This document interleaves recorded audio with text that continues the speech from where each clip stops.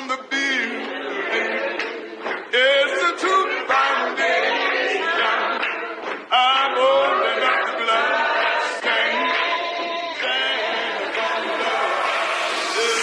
I'm working on the building. It's a true foundation. I'm holding up the blood.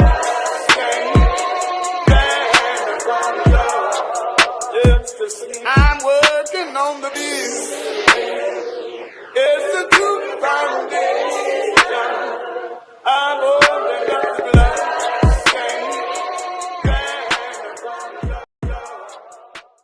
Yadi says, at the end of the day, no matter what we teach our children, they have free will. They will make mistakes and learn from them. All we can do is Proverbs 17:7, and there from them will they fall. I agree with that. I think our job is to train them up. You know what I mean? And they're gonna go through failure, because I think that's healthy. Yeah. It's healthy to go through failure. It's healthy for them to fall, but it's also good for them, like, to know the word of God, to rely on that too. So I agree with that. So with that point, about the free will. Yep. And everyone's an individual, right? So there's a chance that you raise a child that you guys just aren't alike. And like, your way may not be their way, but their way may not be wrong. Yeah. And I think that's where, like, curating, for lack of better words, but curating a certain type of environment around your child is very helpful. When they speak to, like, it takes a village to raise a child. Yeah. Like, you could be like say, for example, like, let me try different professions. Okay, so you work with substance abuse people. You work in a warehouse. I work with mental health field, and Welch does as well. But the thing is okay, if you look at Welch outside looking in as a child, they're gonna see everything he does with technology. Mm-hmm. They may not know his day job. Yep. So if I'm not, like, techie and I'm terrible with my phone, and, like, my kid wants to learn how to stream or something like that, like, the type of adult that I'd want to help put him around is a friend of mine, right, that has some sort of technical knowledge that's going to be able to, like, it's like, I know this guy has a good head on his shoulders. Right. Let me, like, position people around my child that may be able to help.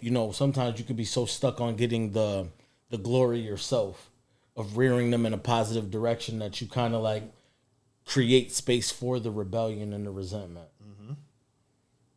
Amen. That sounds like intentional lifestyle changes, right? Yeah. Like, if I don't have the skills or the talent to push my child into their own passion, right, because it's different than mine, at least I have a network of people around that I know and are trusted, that I can direct them to, and hopefully he can get those skills from someone else, right? And that's what I was saying earlier about the exposure. You know what I mean? Like, even when I think you said Tyrone said it, who do you want to be? Yeah. How would you even know? Right. If you don't see different types of individuals around. Right. Like if it's Uncle so and so and Auntie such and such and my cousin such and such, and everybody's living under the guise of this curse. Right. I could pick any direction to go, and it's all a detour back to the same place. Yeah. It was. I've had a similar experience where, when I accepted Christ, I knew I was called to teach and preach, right? But I knew I was called to teach, right? But the style of the church that I grew up in, the way they did it in the style, I knew I couldn't do that. That wasn't your thing. That wasn't my thing. So I'm like, you know what? Maybe this is not for me, because this is how everybody does it, and I can't do that. First of all, I can't sing, and everybody that preaches in the Kojic churches that we grew up in, they got attuned to it. You know what I'm saying? Sure, so, but that part actually intimidated me, because I'm like, I have to try to do it like that. Otherwise, because I don't get the reaction. You know what I mean? Right. But then when I got exposed to other pastors from different, types of teaching, I was like, when I first heard certain people, I'm like, that's what I'm supposed to be doing. You see yourself in that. Yes, I see myself in that. And then even from there, it was like, okay, I see myself in that. I took a piece of that, and I did. I want to revert back to the beginning, because I still got everything I needed from the first set of preachers. Course. Like, I learned so much from that. So And so I took pieces of all these different styles and I'm like, found myself, you know what I mean? But it took for me to step out of my normal state to my normal surroundings in order for me to develop. Yeah, but if you take everything you just said and flip it to the example I was saying about the parent and the child, like the parent and or the preachers that originally mentored you should not feel threatened about you seeking something that's similar that you identify with, because it comes full circle where you couldn't even finish saying it without giving them credit for their help. Right. You see what I'm saying? Like it's gonna come back. Like if you did the job is there. It's like, nah. Like, yo, my uncle really did, like, show me the way. Like, it's like, nah. My dad, like, the way he... Like, it's like, yo, like, the way I stream in that example. Right. I got that work ethic and dedication from watching my dad get up and go to work every day. And you'd be like, oh, so I did help you. Yeah. It's the foundation. It's often overlooked because it's not as glamorous as everything else. You know what I mean? But without the foundation, you have nothing. That's it. You know what I mean? When your foundation of your home fails, your home is failing. Yep. The walls crack. Right. Things are uneven, right? So it's not a glamorous part of the construction, right? People often overlook it, but it's vital. It is. You know, so the beginning stages are of development are always super important. Yeah. So let's talk about the process a little bit, right? So when I'm thinking about the process of breaking generational curses, my first thought is like, how do we recognize the patterns, right? Because we're talking about the way we grow up, trauma, things of that nature, and it starts to become a pattern, right? Because we're talking about years of generational curses. This is different generations of family, you know, years and years and years down the line with different people that haven't been able to overcome certain things. So, how do we start to identify repeated cycles or beliefs within the family line? I think first example that comes to my head that wouldn't be too on the nose or delve into anyone's like real personal traumas. But I mean, not to discount anyone's trauma in general, but Sure. I think a shared thing culturally Yeah. would be like financial trauma. Yep. Sure. And I think sometimes you have to the point of who do you want to be. If you see your end goal and you're like, well, this won't get me there. Sometimes you can reverse engineer and figure out how, like, what needs to be undone to not do that. Right. So it's like, oh, okay, I want the house. Like, and you know, if I see that everyone here that rents actually ate out all the time. Right. And if I just add up $100 worth of food a week, and then I add that up to a year, that's $5,000. That's like, you know what I mean? And you break out your calculator, like, you'd be like, okay, like, well, maybe that's not the only factor, but that can lead me down a path Right. of better money management. And then that path would be like, okay, now I got a little bit of a savings routine. Okay, like, well, okay, I need a credit. Well, okay, what was your credit score? Oh, you didn't have okay, so I have to fix the credit. Right. Not like now you're learning, and like bit by bit you're chipping away that you're repairing the financial health of your family, because without those tools that you are coming to grips with you lacking, you could never teach it to someone else. How could you teach it to those that follow you if it wasn't shown prior? You know, so that's just how. Yeah, Sabrina said, I think it goes back to what KJ said. You won't know if everybody around you is doing or going through the same. It has to be a different environment. I think that's really good, and I agree with that. I think for me, it was, and also just to piggyback on what you're saying, it's a self-assessment. Like, it's a self-assessment. Where do I want to be in life, and where am I now? And I think you have to look at that, like, set your goals and like, okay, what's stopping me from getting to where I need to go? That's it. You know what I mean? What's stopping me? And then you self-assess. Like, for me, like, I know you guys been seeing some of my fitness journeys, and I've been trying to work on. Thanks, guys. I've been trying to. Trying, bro. You've been doing. Yeah, You've been but doing. what I've learned is, and I remember you said this one thing to me. It's 90% food and 10% working out. So the working out part is the easy part. The discipline aspect is me meal prepping. Making sure I'm not touching, like, that's the hard part. And I think discipline is gonna come with breaking generational curses, right? Because when we have a curse, we're living life and not even really knowing that we're cursed, not even knowing that we're dealing with certain things, you know, we just do it and we don't even think about it. Like when I was eating fast food all the time, DoorDash, I didn't think about it. I'm hungry and I'm just gonna order it, right? But now it's like I'm preparing myself so when I'm hungry, it's still fast food. Yeah, you just but it's my fast food. You know what I mean? So you grab your and prepared you know what's food. in it. You know what's healthy. right. You know what I mean? And even for me, like there's tools, sorry guys, there's tools out there that you can use to help different things. And I don't think we utilize these tools. Technology, Chat GP, these things work miracles. Even financially, right? I use Rocket Money because The budget in that, bro. it's $6 a month, right? But it tells me, oh, yo, you only got this much in your account. It tells me, bro, all your recurring bills. You know what I mean? You want me to cancel it? I feel like me investing that $6 is saving me way more. Right? So that's an investment tool. I use Chat GPT for counting my calories and deficits. Like there's so many tools out there that can keep us disciplined, but we have to be willing to invest in all these tools, even spiritually. And that you just walked right into my second part of the process, which is like owning your part, right? And I have like admitting where you participated in the patterns and allowing the patterns to continue, right? You understood where you were, the patterns that you have, the DoorDash for that example, the eating out and doing things quick that you knew weren't healthy, right? So then you assess that and you're like, hey, there's a better way for me to do this, right? Let me figure out what tools, or even with the finance, let me figure out what tools are available to help me to be successful, right? And then you also invested in yourself, right? It costs me money to invest in Rocket Money. You know what I mean? ChatGPT Pro might cost you a couple dollars a month, right? But if I'm going to utilize these to my benefit, it's an investment in myself. Like you said, that $6 a month could be saving me $2,000 a year, right? That's a dope return on investment, or ROI. You know what I'm saying? So I got a couple chats. Sabrina says, I know for me, it was a curse. It wasn't a curse, but being on the system for 14 years and wanted to change. I can attest to that because I mean, I was there when experienced it. My mom was on welfare for all those years and she made the decision like, I'm done with this. I want to get a job. I want to support my family. That was huge for her. So that is breaking a curse. I do believe it because what you did, because I can speak on it, it helped me to be where I am now. That's a fact.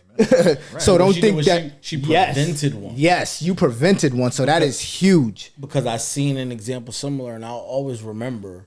There was someone that worked with me that was offered a promotion, and she said, "I can't take the promotion because what it will do to her rent." And I was like, and I wasn't as familiar with that. So when she spoke of that, I'm like, you've been here for all these years. And like, you know, they're giving you the opportunity that I would have believed that you were working towards. Right. And it wasn't like, oh, I don't want the responsibility. It wasn't, I'm not a leader. Not qualified. It wasn't this is a bad job for me. It wasn't the schedule doesn't match. It was literally right at the nose. Hey, if I make this much, my rent will go up to that and it won't be worth it. And I'm just like, you know, like that thought process alone. Yeah. Keeping you stuck. It can. But I say that to speak to, you know, what your mom said about doing the opposite and preventing it. You know what I mean? Yep. And for me, that was huge because she had to make that decision too. Yeah. Do I not take this job to stay on? She was like, but I don't want to deal with this anymore. You know what I mean? Because being on the system, let's be honest. Sometimes you have to weave through the cracks to do certain things. 100%. People are married, they saying they not. You know what I mean? So she's like, I don't want to live that life anymore. It's a whole societal thing. I mean, like they were made to appear like a man wasn't in the house. Right. And then so that was her. Amber said, you have to find support, which may not come from those around you if they aren't ready to change. Have to create your own support circle so that those who are you want to be. Amen. Mathis says, failing at something makes you learn from it and attack the solution differently. Yes. Tyrone Brantley, what do you want to be? I want to be a homeowner. I want to be healthier. He says, I want to be able to support my family. It's who you want to be. You're using the tools that help you get where you want to be. And Sophia says, generational poverty is a real thing. Man, I just want to say thank you and Thank shout you all out to for the everybody chat. else in the Shout out to chat, all man. y'all. That's Like, big share, for and us, subscribe. man. Keep it going. For sure. Keep it This going. is the whole reason why we decided to go to the live, so we can have more further engagement. Yes. Right. We can have different trains of thoughts and different ideas to kind of share. So this is a big part of the process, man. And I really thank you for locking in with us, sharing your thoughts, and giving us some other ideas and some spaces to get some feedback from. So I really appreciate that. Again, also like, comment, subscribe. Yeah, so that's really it's you guys you're right along with us, man. Because my notes is like you guys are like leading me right into my next point, and I love it. Right, so it's like seek healing, right? Whether that's counseling, prayer, or both. Yes. Right? You know, so I think we've touched on that a little bit, but like talking about like people getting off of the system. My next point was to replace your truth with new practices. Right. So your truth was, hey, I need to be on assistance in order to survive. Right. But your new practice is I've developed enough. I believe in myself enough. I have enough faith in God now. And I have the belief that I can do more for myself without it than continuing to be on this system. Right. Because we also know that the system is only going to allow for so much. Yeah. Right? We can't have assets. We can't continue to build. We can't continue to have a certain amount of savings because they don't find that viable, right? Yep. Like you're making too much, or you're saving too much, or you have too many things worth so much at this point that it becomes a deficit for them from their perspective, when it's actually creating the growth that you want and desire for your life. I think that's good because even me, like I'm in a place now in my life where I've been at my job 18 years. And I thank God for being at the same job for 18 years.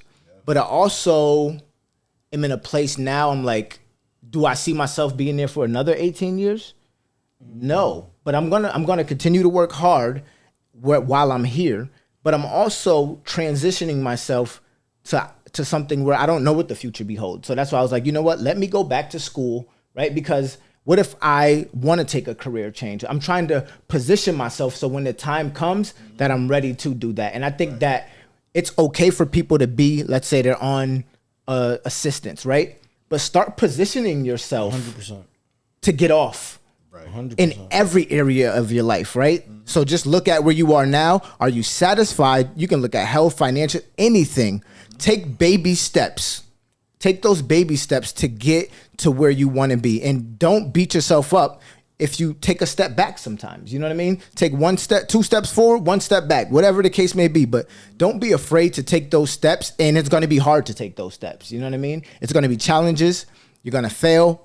But also you're going to get back up and keep going. So I just want to challenge you guys, whatever area in your life, man, just make those baby steps to start changing whatever it is that you want to succeed in. Man, that makes me think of one of my favorite quotes by Winston Churchill. And it goes something to the effect of, I'm going to paraphrase, success is not final and failure is not fatal. It's the power to continue that goes on, right? So just because you're successful in this moment doesn't mean that you'll continue to be successful. And just because you have a setback or a failure in this moment doesn't mean that your life is going to be filled with those failures, right? I think about, a child who gets the first opportunity to walk. Most time, nobody does it the first time perfectly, right? There's failures in that, right? But I don't know too many people that crawl around in society, right? They took that failure, they continue to push and continue to try until they got it right. So have grace with yourself. Give yourself some room to understand that you're learning, and in that learning process, you might make mistakes. Right. And I think about it like you're on a healthcare and wellness journey. I'm on that journey myself. There are times where things are counterintuitive, right? When I'm working out and I'm like, hey, I feel like I want to go to this higher weight and I'm not successful. I feel like I'm not doing enough and I'm not successful, but I'm actually getting better because I'm pushing myself to try, right? I'm comfortable at 30 pounds, but 35 pounds might be too much, but I still have to try, right? I'm going to only do maybe 2 reps instead of 7 reps, but I'll do those 2 reps with good form, right? I'm going to push myself until I can get to my goal. Hey, I want to do 5 reps, right? But right now I can do 2 with good form, right? I'm going to continue to push myself. But in that moment when I can only get to 2 and I can't get to the 5 that I've put in my mind, it makes me feel a certain way. Yeah. Right. But there's still growth in the process, even though I'm not being successful in that moment. Continue to try and give yourself grace to understand that you're doing something new for the first time. Yeah. And very rarely in life do people get the opportunity to be successful their first time out. Right.